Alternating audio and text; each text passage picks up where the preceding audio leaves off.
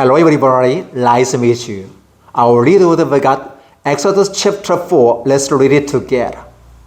Moses answered, "What if they do not believe me or listen to me and say, 'The Lord did not appear to you?'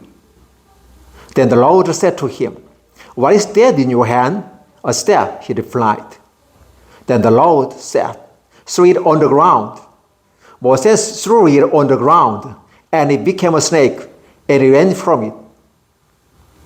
Then the Lord said to him, 'Reach out your hands and take it by the tail.' So Moses reached out and took a hold of the snake, and it turned back into a staff in his hand.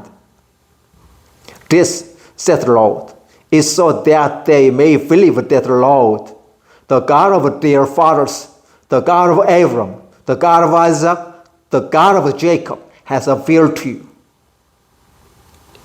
Then the Lord said, 'Put your hand inside your cloak.' So Moses put his hands into his cloak, and when he took it out, it was leprous like snow. 'Now put it back into your cloak,' he said. So Moses put his hands back into his cloak, and when he took it out, it was restored like the rest of his flesh. Then the Lord said, 'If they do not believe you or pay attention to the first miracle sign, they may believe the second. But if they do not believe these two signs or listen to you, take some water from the Nile and pour it on the dry ground. The water you take from the river will become blood on the ground.' Moses said to the Lord, 'O Lord, I have never been eloquent leader in the fast, nor since you have spoken to your servant. I'm slow of speech or tongue.' The Lord said to him, 'Who gave man his mouth? Who makes him deaf or mute? Who gives him sight or makes him blind? Is it not I, the Lord? Now go, I will have you speak and will teach you what to say.' But Moses said, 'O Lord, please send someone else to do it.' Then the Lord's anger burned against Moses, and he said, 'What about your brother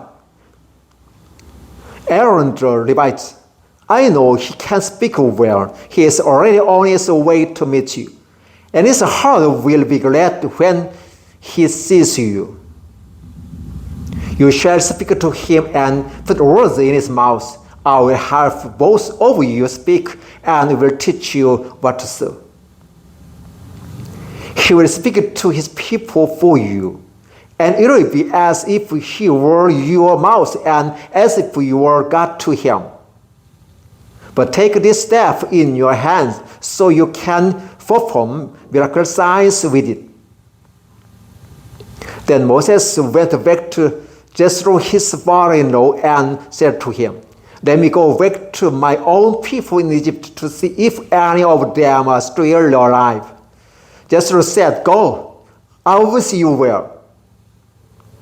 Now the Lord said to Moses in Midian, 'Go back to Egypt, for all the men who wanted to kill you are dead.'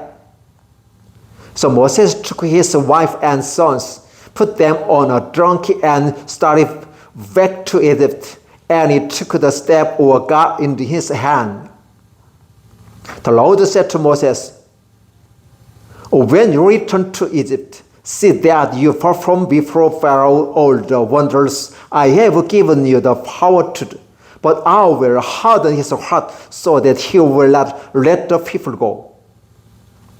Then say to Pharaoh, "This is what the Lord says.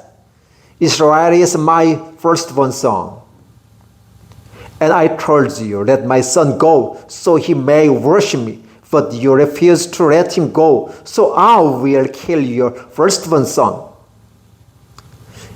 At a rising place on the way, the Lord met Moses and was about to kill him. But Jephthah took a flint knife, cut off his son's foreskins, and touched Moses' feet with it. "Surely you are bridegroom of blood to me," she said. So the Lord let him alone. At the time she said, bridegroom of blood, referring to circumcision. The Lord said to Aaron, go into the desert to meet Moses. So he met Moses at the mountain of God and kissed him. Then Moses told Aaron everything the Lord had sent him to say, and also about all the miracle signs he had commanded him to perform. Moses and Aaron brought together all the elders of the Israelites. And Aaron told them everything the Lord had said to Moses. He also performed the signs before the people.